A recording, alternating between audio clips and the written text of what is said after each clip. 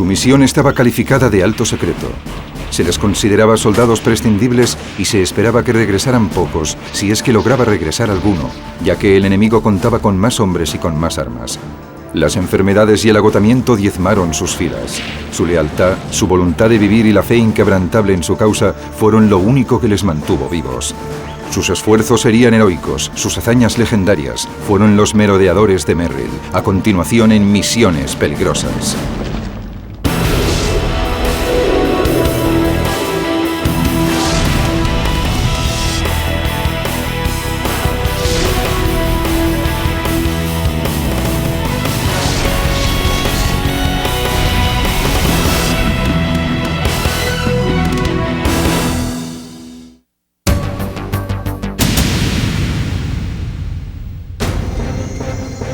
En 1944, un regimiento de soldados estadounidenses llevó a cabo misiones secretas detrás de las líneas enemigas en el país entonces conocido como Birmania. Durante 6 meses, estos guerreros, tachados por algunos de inadaptados, se enfrentaron a las mejores y más experimentadas tropas japonesas en un combate continuo y brutal del que salieron victoriosos. Utilizaban oficialmente el nombre en clave Galahad, pero la historia los recuerda como los merodeadores de Merrill. Algunos parecían encontrarse inadaptados y seguramente les metieron allí oficiales al mando que querían deshacerse de ellos, y muchos de ellos acabaron convirtiéndose en algunos de nuestros mejores soldados. Decían que eran pendencieros y cosas por el estilo. Eran chicos normales. Está claro que se trataba de tipos duros, pero no había duda de que muchos de ellos habían entrado en combate. A mí no me parecían distintos de los demás. Los merodeadores eran muy duros, de eso no cabe la menor duda. Eran excelentes soldados. Creo que eran una de las unidades más disciplinadas de todas las que entraron en acción. Actualmente, Birmania es conocida con el nombre de Myanmar. Al inicio de la Segunda Guerra Mundial, se hallaba bajo control británico y se situaba geográficamente entre otros 2 aliados de los Estados Unidos, India al oeste y China al este. En 1942, Japón invadió Birmania. Expulsó a los británicos y de esta forma pudo bloquear el corredor de Birmania que los aliados necesitaban para proveer a China de equipamiento y armamento. Para nosotros era muy importante que China continuara participando en la guerra, porque eso garantizaba que allí habría al menos 2 millones de soldados japoneses ocupados. Además, China era considerada como un punto estratégico clave para llevar a cabo futuros ataques aliados contra Japón. En agosto de 1943, el presidente de los Estados Unidos, Franklin Roosevelt, el primer ministro británico, Winston Churchill, y el comandante aliado del sudeste asiático, Lord Louis Mountbatten, debatieron sobre la situación de China, Birmania e India en el transcurso de una conferencia en Quebec, Canadá. También asistió a ella un brigadier general británico, hombre muy inteligente pero poco ortodoxo, llamado Ord C. Wingate. Wingate era diferente incluso en el aspecto. Había quien decía que era un tipo raro.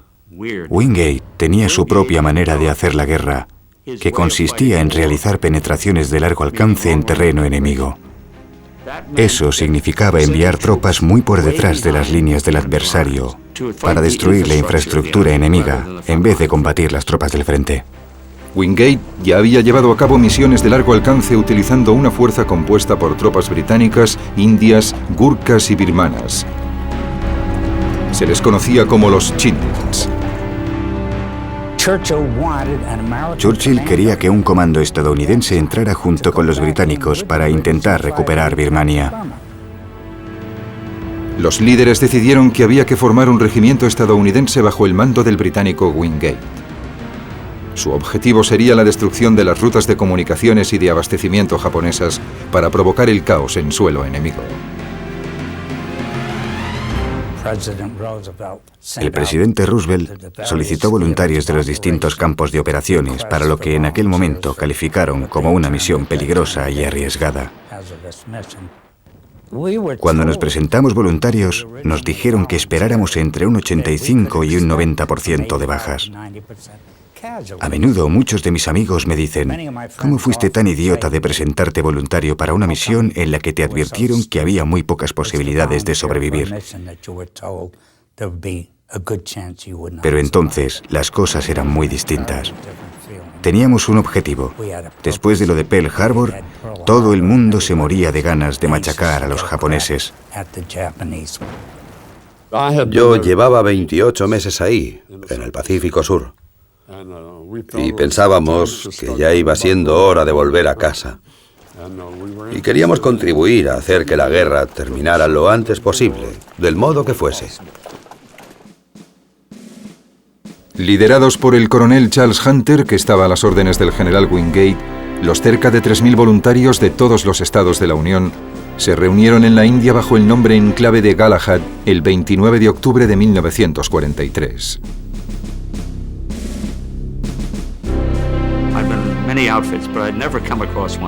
Yo había estado en muchas unidades, pero nunca había visto una en el que se reuniera tal variedad de gente. En una misma unidad tenías intelectuales de Harvard y chicos llegados de las calles de Nueva York. Algunos de ellos eran exconvictos. Había indios Sioux de Dakota que hacían de rastreadores. Había muy buenos soldados del Medio Oeste y del Oeste. Toda esa gente junta formaba una mezcla que a mi entender era incomparable. El regimiento estaba compuesto por nuestro batallón, el tercer batallón de veteranos de combate, el segundo batallón, que había llegado desde Panamá y Trinidad, y el primer batallón, que venía directamente de Estados Unidos.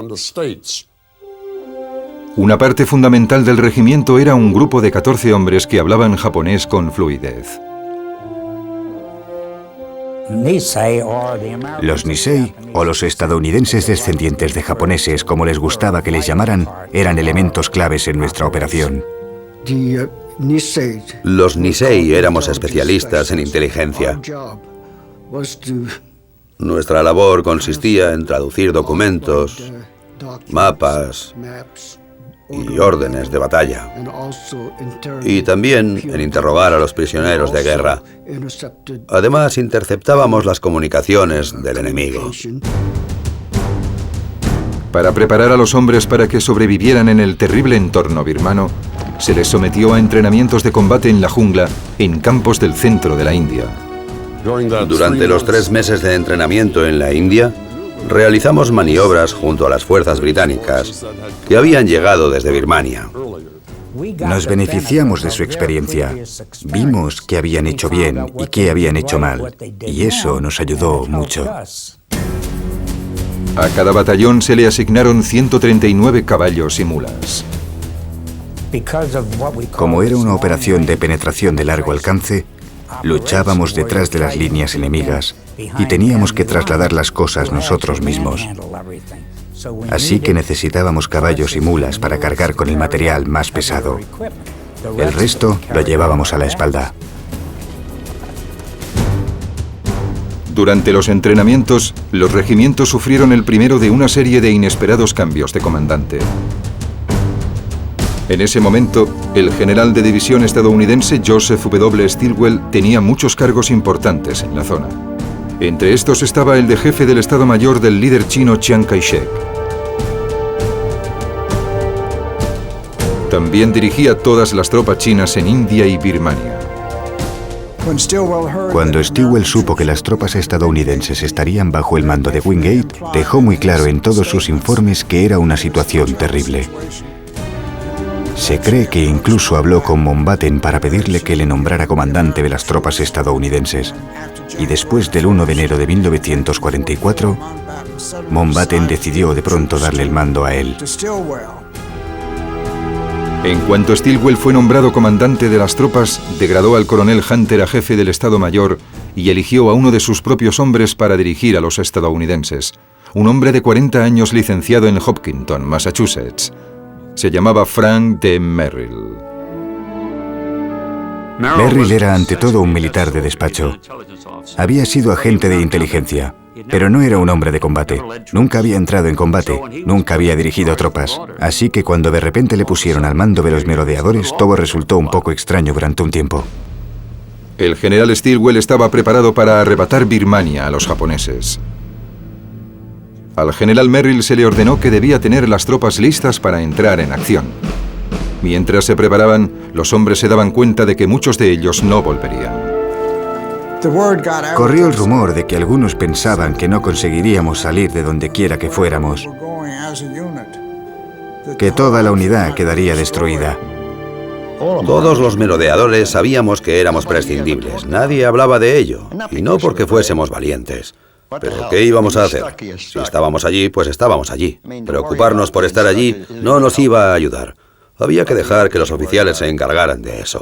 Les tocaba a ellos intentar sacarnos de allí. Poco antes de embarcar, el regimiento recibió una designación oficial, Unidad 5307 Provisional. Pero en un artículo de la revista Life, un periodista los bautizó como los merodeadores de Merrill. Durante los 6 meses siguientes, los merodeadores soportaron las condiciones más duras y el peor combate continuo que ninguna otra unidad estadounidense durante la Segunda Guerra Mundial.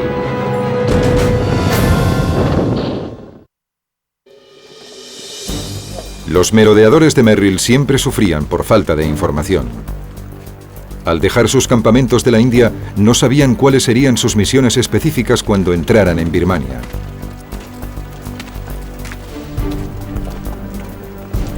Marcharon hacia el sudeste por el camino del Edo y entraron en territorio enemigo el 24 de febrero de 1944. Los batallones estaban dirigidos por las secciones de inteligencia y de reconocimiento. Los hombres las llamaban I+R. Uno de los soldados más condecorados de la historia militar estadounidense fue un merodeador, líder de una sección I+R llamado Logan Weston. En mi sección había 55 hombres. Trabajábamos entre 12 y 24 horas por delante del siguiente batallón. Nuestra misión era reconocer el terreno para que el batallón pudiera avanzar por él y localizar las posiciones enemigas. Si se trataba de una unidad pequeña, la destruíamos. Si era más grande, entablábamos combate con los soldados enemigos hasta que nuestro batallón nos alcanzaba y acababa con ellos. El sargento nacido en Alemania, Werner Katz, era soldado en la sección de Logan Weston. El 25 de febrero de 1944, mientras la sección se abría paso a través de la jungla, Katz descubrió un claro. A poca distancia vio lo que al principio pensó que era un soldado chino. Me acerqué y cuando lo vi me dije, Dios mío, es un japonés. Intentó dispararme, pero yo le acerté antes de que pudiera hacer nada.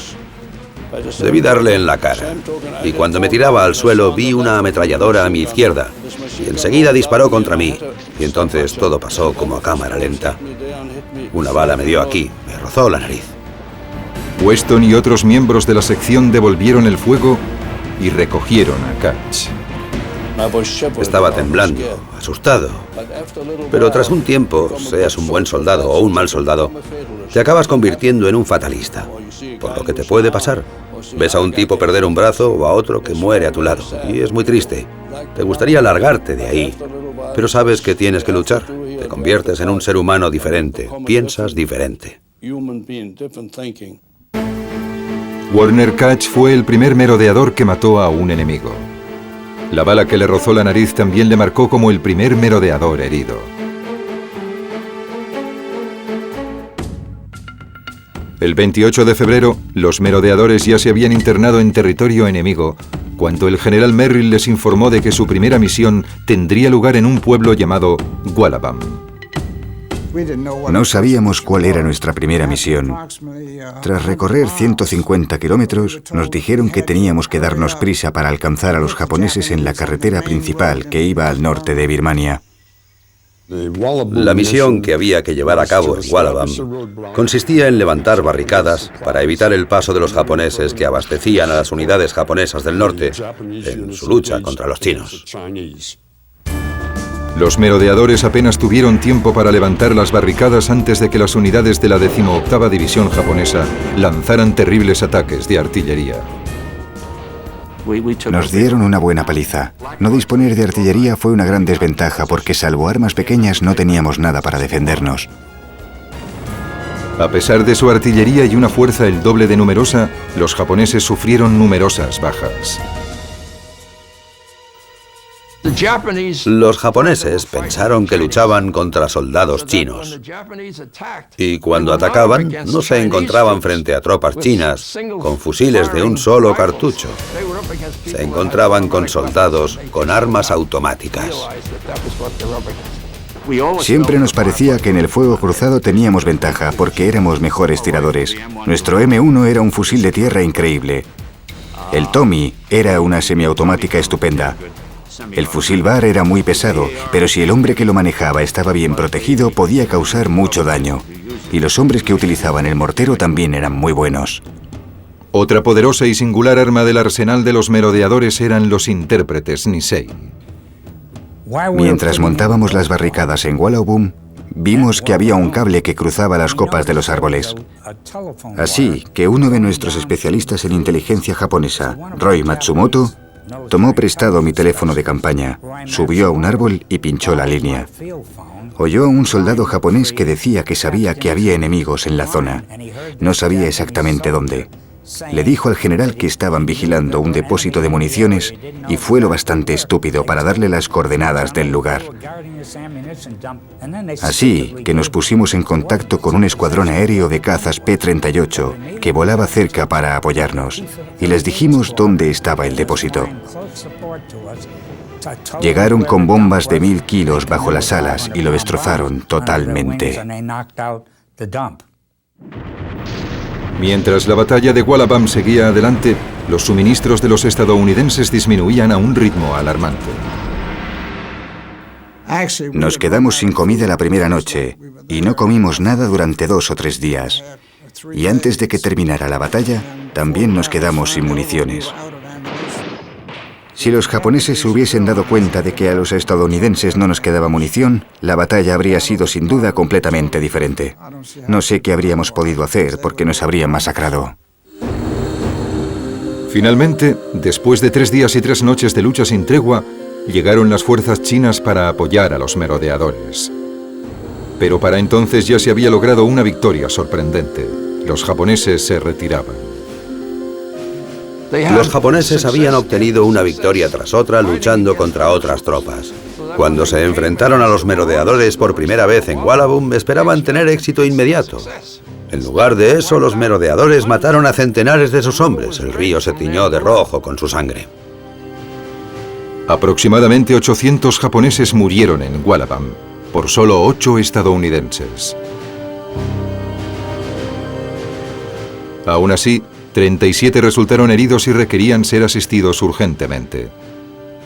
Sin la atención médica adecuada, muchos de ellos morirían. El general Merrill había dejado claro que no había planes para atender a los soldados heridos, que había que dejarlos al cuidado de los nativos. No había plan de evacuación. Lo que realmente funcionó durante la batalla de Wallabum fue descubrir que en los pequeños aviones Piper Cub, que llegaban para traer mensajes y otras cosas, podíamos meter a un herido en cada avión. Aterrizaban en cualquier sitio. Aterrizaban en diminutos campos de arroz. No creo que les preocupara que la pista no fuese lo bastante larga. Los vi en barcos de arena junto al río. No tenían miedo a nada. Hicieron una labor maravillosa. De hecho, en ocasiones sufrieron accidentes y perdimos a un par de pilotos. Pero nunca tuvimos que abandonar a un hombre herido. La victoria en Wallabam subió la moral de los merodeadores. No solo habían vencido a un enemigo mucho más numeroso, sino que también habían destruido el mito que decía que la 18ª División japonesa era invencible. Muchos merodeadores mal informados creyeron que ese éxito significaría el regreso a casa. Muchos hombres creían que participarían en una batalla importante y que luego les relevarían. Pero solo eran ilusiones, porque Stilwell no pensaba eso, y no creo que Merrill o Hunter lo pensasen tampoco. Después de 3 días de descanso, el 12 de marzo de 1944, la Unidad 5307 recibió órdenes para su segunda misión. Esta empezaría con otra victoria, pero acabaría con el segundo batallón luchando por su vida en la cima de una montaña a la que los merodeadores llamaron la Colina de los Gusanos.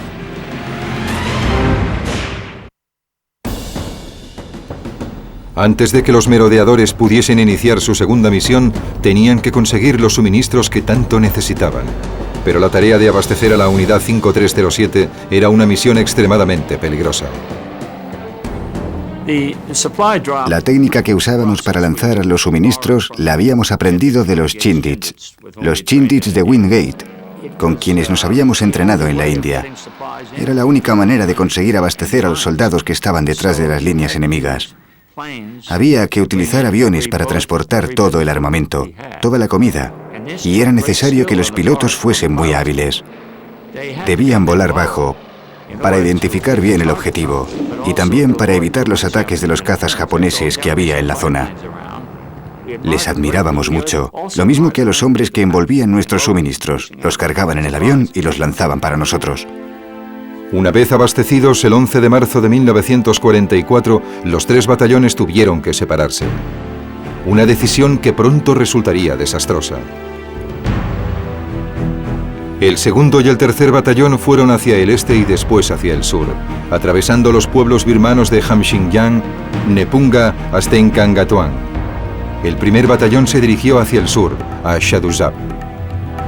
El primer batallón tuvo tantas dificultades al atravesar la jungla que iban extremadamente lentos y tuvieron 15 o 20 escaramuzas con japoneses antes de llegar a las barricadas. Cuando el primer batallón llegó finalmente a Shaduzab, descubrió un campamento japonés al otro lado del río. Escondidos, los merodeadores planearon un ataque sorpresa para la mañana siguiente. Enviaron un equipo de combate al otro lado del río y mantuvieron otro equipo en el campamento, desde donde podían apoyarles. Sorprendieron a los japoneses mientras se levantaban y tomaban el desayuno y acabaron con ellos. Cuando el primer batallón llegó a Shaduzab, los otros 2 batallones de merodeadores ya habían levantado sus barricadas. Sin embargo, les ordenaron que abandonaran la posición si les atacaban. Una gran fuerza japonesa amenazaba con atrapar a los estadounidenses a menos que escaparan en la dirección por la que habían venido, hacia el pueblo de Nepunga. La sección de Weston fue la que evitó que les atraparan y así pudieron llegar a tiempo a Nepunga. Recomendé por radio al batallón que me trasladaran hacia el sur. Desde esta posición podría bloquear a cualquier fuerza enemiga que viniera del sur y mantener abierta la ruta de escape para la evacuación de los 2 batallones. Durante esos 3 días y 4 noches tuve que retirarme a menudo para evitar que me rodearan o me aislaran. Fue una experiencia complicada y una situación constantemente cambiante. Mientras la sección de Weston luchaba para detener el avance enemigo, el tercer batallón se dirigía a Hamxingyang. Los aproximadamente 800 hombres del segundo batallón corrían hacia Nepunga en espera del inevitable ataque japonés. El segundo batallón tenía órdenes de permanecer allí para bloquear el camino y que de este modo los japoneses no pudiesen llegar más al norte y atacar otra vez a los chinos. Para entonces, las terribles condiciones birmanas y la dura lucha se estaban cobrando un alto precio en la Unidad 5307. Las enfermedades y la pérdida de peso debido a la malnutrición afectaban a muchos hombres.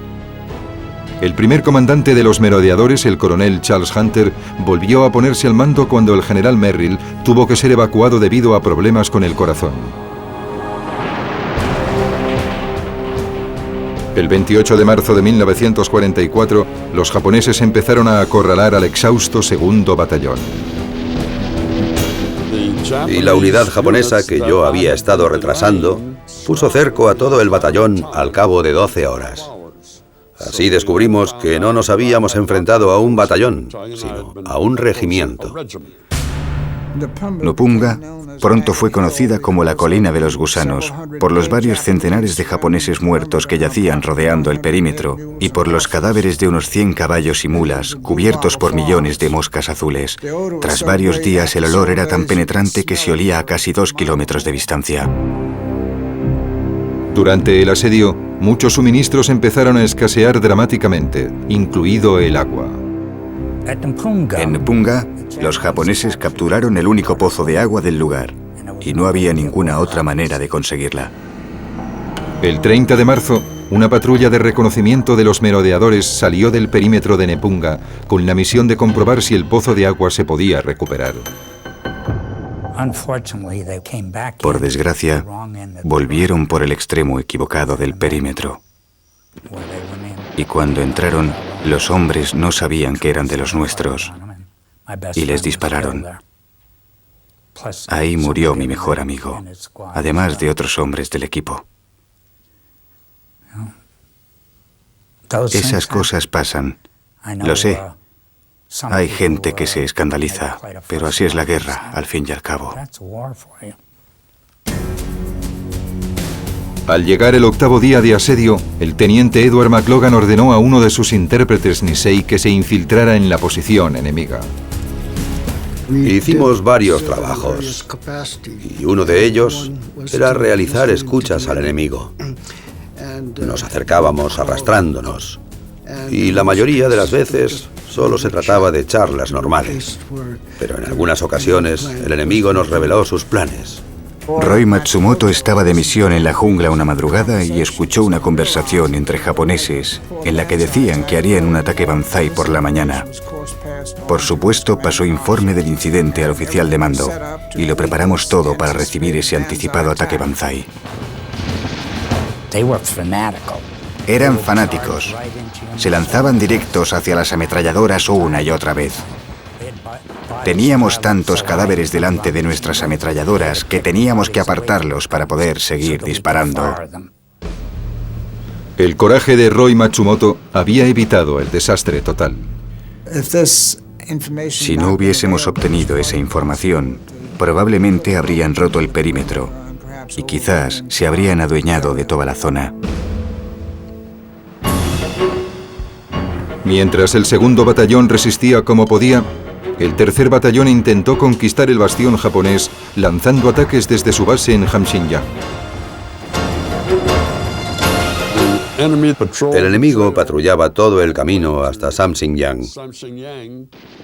Tuvimos que abrirnos paso a lo largo de 6 kilómetros de resistencia para conseguir ayudar al batallón atrapado.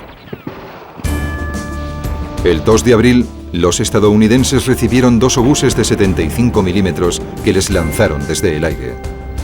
Al fin los merodeadores disponían de piezas de artillería. 4 días más tarde llegó el 1er batallón, que no había comido durante días, para ayudar en la liberación de sus compañeros.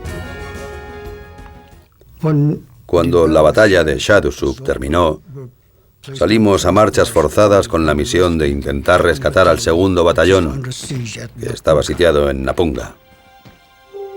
El domingo de Pascua por la mañana, el 9 de abril de 1944, tras 12 días de implacable lucha, el asedio terminó.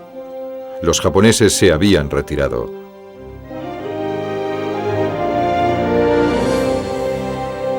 Cuando finalizó la batalla de Npunga, las bajas y las enfermedades habían reducido a los merodeadores a 1.400 hombres, la mitad de la fuerza original. Las tropas estaban tan agotadas que el mando determinó que la unidad 5307 no podía seguir así.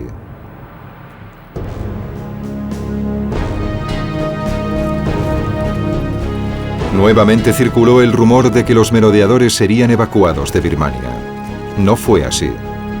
Faltaba todavía la misión más difícil.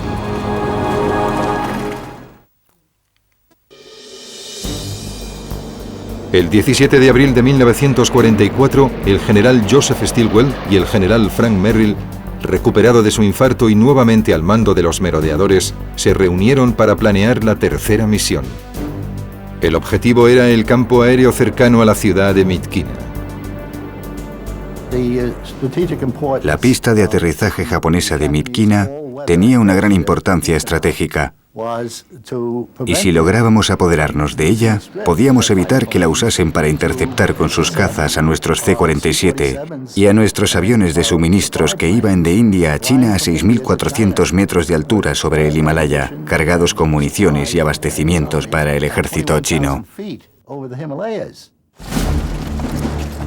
Pero los merodeadores no estaban en condiciones de realizar otra misión. Primero, la unidad tenía que ser reforzada. Cada batallón dispuso de nuevas tropas, sobre todo soldados chinos y luchadores birmanos, conocidos como Kachins. Los Kachins eran la tribu que dominaba el norte de Birmania. Vivían en pueblos de las montañas y conocían bien el territorio. Y tenían un sexto sentido para saber quién se hallaba por la zona. Te decían que los japoneses se acercaban al siguiente pueblo antes de que nadie los viera. Fue una suerte que estuvieran de nuestro lado. Odiaban a los japoneses. Los merodeadores se esforzaron para tener buena relación con sus aliados nativos. Aquí, en un momento de descanso que eran poco habituales, el general Merrill y otros merodeadores bailan con los Kachins. Después de reorganizarse, los merodeadores estaban preparados.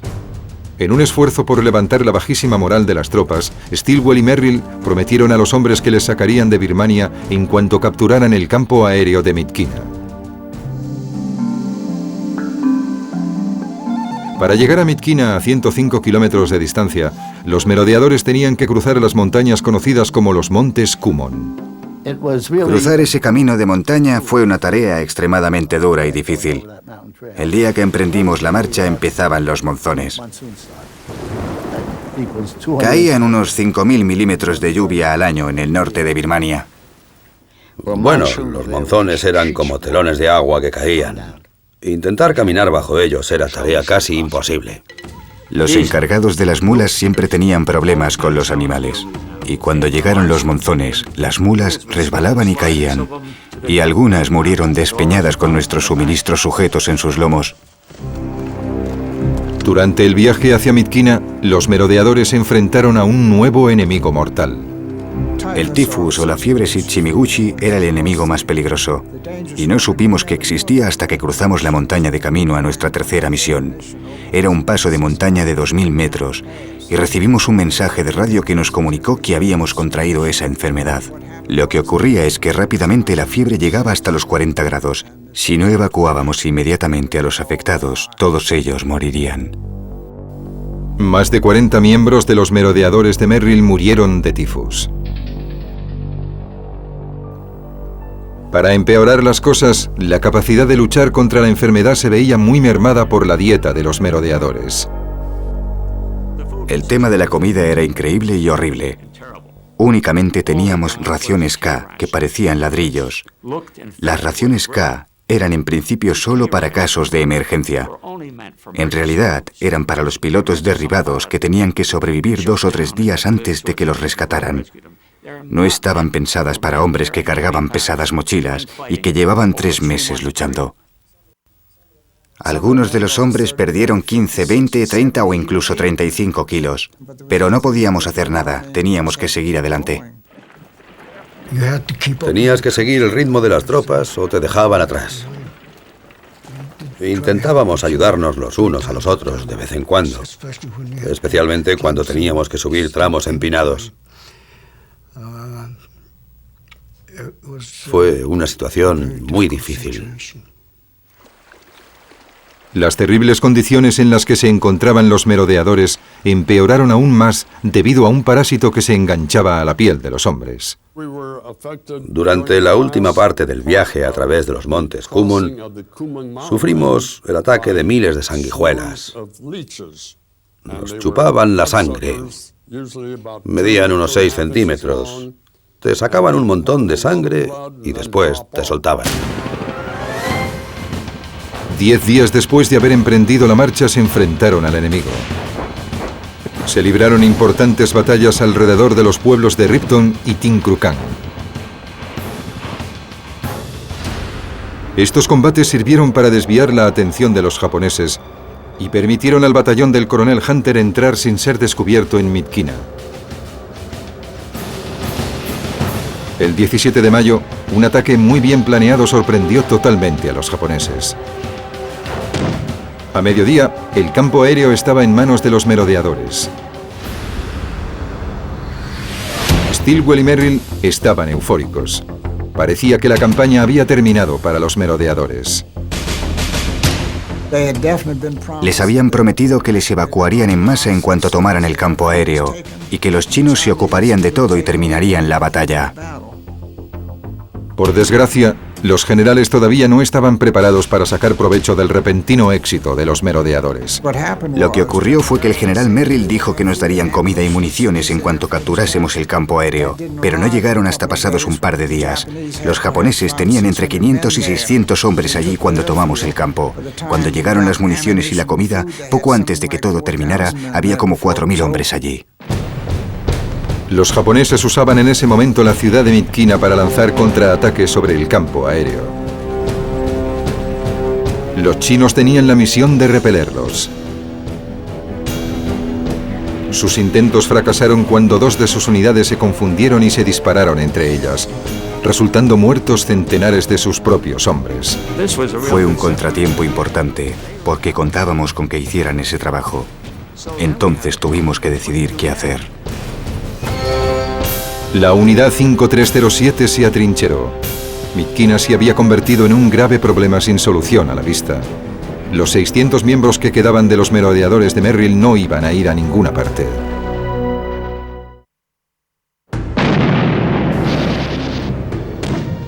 La situación de Myitkyina empeoró. Los merodeadores de Merrill no estaban físicamente preparados para el combate. Al mismo tiempo, el general Stilwell tenía problemas políticos. Le podían acusar de favoritismo si sacaba a los estadounidenses de allí, mientras que los chinos y los británicos recién llegados proseguían la lucha. Para complicar aún más las cosas, Stilwell no podía contar con sus propios aliados cuando más los necesitaba. Los merodeadores admiraban mucho el valor y la contribución de los soldados chinos, pero los líderes chinos los retenían constantemente.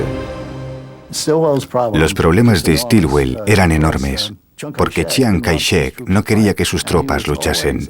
Siempre estaba en contacto por radio con sus oficiales.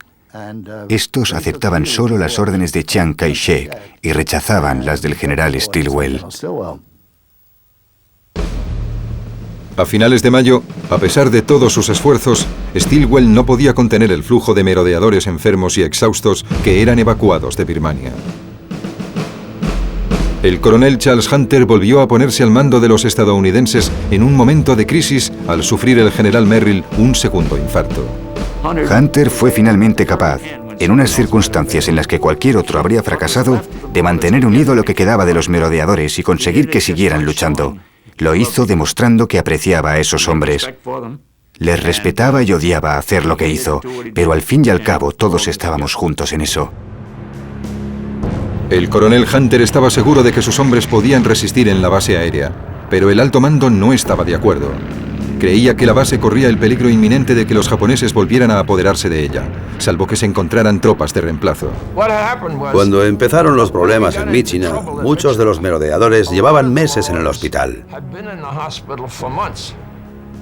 Y a alguien se le ocurrió la brillante idea de llevar a algunos de esos tipos al frente como reemplazos. Y esa es la razón por la que todos esos hombres enfermos y heridos regresaran. Era totalmente innecesario, según el coronel Hunter. Algunos creen que un miembro del personal de Stilwell interpretó mal sus órdenes. En todo caso, el incidente fomentó la antipatía hacia el general entre muchos de los merodeadores. La rabia llegó hasta tal punto que un merodeador dijo que si Joe Stilwell se le ponía a la vista, le dispararía por la espalda. Al final, con el transcurso de las semanas, los refuerzos empezaron a llegar. Stilwell trajo ingenieros, pero esos pobres tipos no estaban entrenados para el combate. Les llevaron allí para ver qué podían hacer, pero por desgracia estaban mal preparados para realizar el trabajo. El 12 de julio, una unidad de refuerzos estadounidenses quedó diezmada en un trágico accidente de fuego amigo. Las fuerzas aéreas ordenaron un bombardeo durante la batalla de Myitkyina, pero lo hicieron en la dirección equivocada. Lanzaron las bombas en el lugar equivocado. Recuerdo las cifras de ese día. Hubo 119 hombres muertos, heridos o enterrados vivos. A pesar de su desesperada situación, los merodeadores y sus aliados continuaron resistiendo en la base aérea y atacaron las posiciones japonesas de alrededor de la ciudad. Stilwell finalmente consiguió refuerzos en India, 2.900 hombres. Así que empezaron a llegar soldados, tropas frescas e inexpertas, pero bien entrenadas, que nos ayudaron muchísimo a hacer lo que debía hacerse. La ciudad de Myitkyina se rindió a los aliados el 3 de agosto de 1944, 2 meses y medio después de que se capturara la base aérea.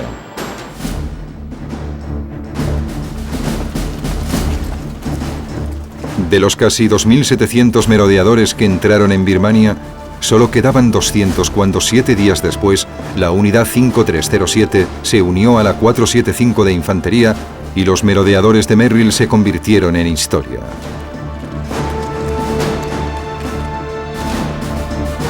El corredor de Birmania se reabrió el 28 de enero de 1945 y los suministros volvieron a pasar a través de Birmania hasta China. La campaña había terminado, pero la experiencia birmana nunca abandonó los corazones y las mentes de los merodeadores de Merrill. Recuerdo a los maravillosos voluntarios. Queríamos luchar, queríamos terminar la guerra. Y ellos hicieron lo imposible por conseguirlo. Muchos de ellos murieron de pie. Deberíamos recordarlos como un valiente grupo de hombres maravillosos. Años después, el coronel Hunter describió a los merodeadores de Merrill como la unidad del tamaño de un regimiento más castigada y menos reconocida de la Segunda Guerra Mundial. A pesar de esa sombría afirmación, la historia no ha olvidado a la unidad 5307. Los merodeadores fueron únicos en la historia militar. Una fuerza organizada para una peligrosa misión, sin ninguno de los apoyos habituales. Y lucharon hasta el final, con grandes dosis de resistencia y fuerza, y sin apenas recursos. Algo increíble en la tradición militar. En 1966, los merodeadores recibieron una mención presidencial por su heroísmo. La unidad 5307 fue condecorada individualmente con una estrella de bronce por servicios heroicos o meritorios. Ofrecerme voluntario fue lo mejor que he hecho nunca. Luchamos en una campaña muy dura. Fuimos buenos soldados y trajimos la gloria. Aunque el nombre 5307 se retiró, el legado de los merodeadores sigue vivo en el ejército estadounidense. Estamos muy orgullosos de que los Rangers de hoy en día desciendan de nuestras experiencias de batalla en Birmania. El único regimiento de Rangers existente, el 75, lleva los colores de los merodeadores y su insignia en el hombro. Puede ser que los merodeadores de Merrill sirvan de modelo para las guerras del futuro. Una dimensión de la lucha que se necesita tanto en el mundo de hoy como en el de mañana.